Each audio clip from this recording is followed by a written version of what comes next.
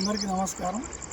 రాష్ట్ర పార్టీ పిలుపు మేరకు ఈరోజు గాంవ్ చలో బస్తీ చలో కార్యక్రమంలో భాగంగా 23వ వార్డులో మనం గొల్ల చెరువును సందర్శించడానికి వచ్చినప్పుడు ఇది చూస్తే హృదయ విదారకంగా అనిపిస్తున్నది. ఎందుకంటే ఆల్మోస్ట్ 50% కబ్జా అయిపోయినట్టుగా అనిపిస్తున్నది.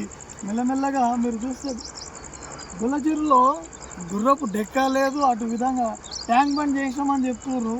ఆ రోడ్ అంతా కూడా పరిశీలించడం జరిగింది. అంతా కూడా గుంతలమయం అయ్యింది. దాన్ని డెవలప్మెంట్ చేస్తా అని చెప్పి గత ప్రభుత్వంలో డబ్బులు శాంక్షన్ అయినప్పుడు వాళ్ళు ఏం చేసారు, మరి ఇప్పుడు వీళ్ళు ఏం చేస్తున్నారు, ఏది చూసినా దొందే అన్నట్టు అయింది. కాబట్టి సేవ్ గొల్ల చెరువు ఈ కార్యక్రమాన్ని బీజేపీ పట్టణ శాఖ తరఫున మేము ముందరికి తీసుకెళ్తాం. ఎందుకంటే ఇంత కబ్జా అవుతుంటే వాళ్ళ కళ్ళు లేవా, లేకుంటే వాళ్ళు ఏం చేస్తారో అర్థమైతే లేదు.